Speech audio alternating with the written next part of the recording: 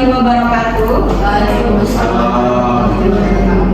Kemudian saya ucapkan terima kasih kepada dosen pengampu mata kuliah metodologi penelitian yaitu Ibu Suryasi SPTN SI. Selanjutnya saya ucapkan terima kasih juga kepada para audiens yang berkesempatan hadir pada kali ini.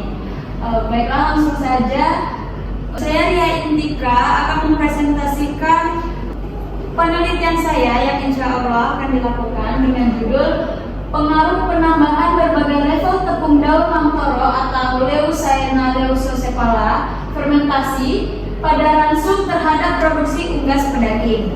Adapun yang melatar belakangi penelitian ini yaitu ayam broiler merupakan salah satu jenis ternak yang mampu memproduksi daging yang berperan sebagai sumber protein hewani. 10 tahun terakhir menunjukkan tingginya permintaan ayam broiler di Indonesia. Hal ini adalah peluang yang besar bagi peternakan Indonesia untuk terus mengembangkan produksi ayam broiler.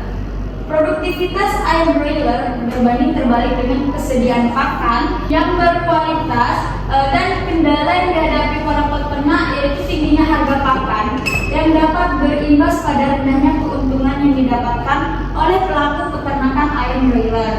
Sebagai alternatif yaitu menggunakan pakan konvensional yang mudah didapati, murah, tidak bersaing dengan kebutuhan manusia dan tidak mengandung zat berbahaya. Salah satunya yaitu pemanfaatan daun lamtoro.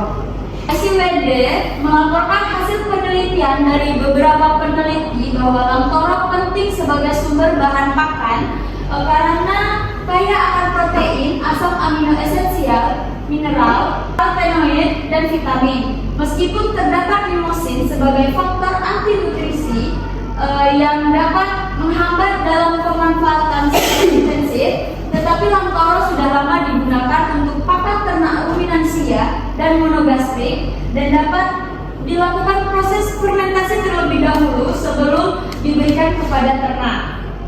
Adapun tujuan penelitian yaitu untuk menganalisis pengaruh penambahan tepung daun lamtoro fermentasi dalam ransum terhadap produksi unggas pedaging yang mencakup konsumsi pakan, pertambahan bobot badan, dan konversi pakan, sehingga dapat menentukan level optimal penambahan tepung daun lamtoro dalam ransum yang memberikan hasil terbaik terhadap produksi unggas pedaging tanpa menimbulkan efek negatif. Hasil penelitian ini diharapkan memperoleh pemahaman yang lebih baik tentang pemanfaatan daun lamtoro sebagai pakan alternatif untuk ternak unggas dan memberikan hasil yang nyata pada produksi ternak yang dihasilkan. Adapun metode penelitian, yang pertama yaitu menyiapkan peralatan yang pertama yaitu oven pengeringan, blender, timbangan digital, wadah fermentasi, kain penutup fermentasi, termometer, dan alat untuk pemeliharaan unggas yaitu kandang bateri, tempat pakan dan minum, timbangan hewan, lampu pemanas, alat untuk mengukur dan pencatatan data yaitu laptop dan alat tulis, serta alat analisis laboratorium seperti oven suhu tinggi, kejar aparatus, dan pH meter untuk mengukur pH fermentasi dan pakan. Bahan yang dibutuhkan dalam penelitian ini adalah daun lamtoro segar, EE4 sebagai starter mikroba fermentasi, molase, dan air bersih. Bahan yang digunakan untuk analisis parameter yaitu anak ayam pedaging atau DOC, pakan basal atau ransum standar seperti jagung kuning 52%, buntil kedelai 20%, tepung ikan 10%, dedak halus 17,5%, dan top mix 0,5%, dan tepung daun lamtoro fermentasi, serta untuk pengukuran dan analisis yaitu formulir pencatatan data. Penelitian ini dilakukan secara eksperimental menggunakan rancangan acak lengkap atau RAL dengan 5 perlakuan dan 4 pemulangan. Adapun perlakuan yang akan dilakukan adalah penambahan tepung daun lamtoro fermentasi dengan perlakuan 0 yaitu langsung dengan tanpa penambahan tepung daun lamtoro fermentasi. P1 langsung dengan penambahan 3% daun lamtoro fermentasi. Perlakuan 2 langsung dengan penambahan 6% daun lamtoro fermentasi.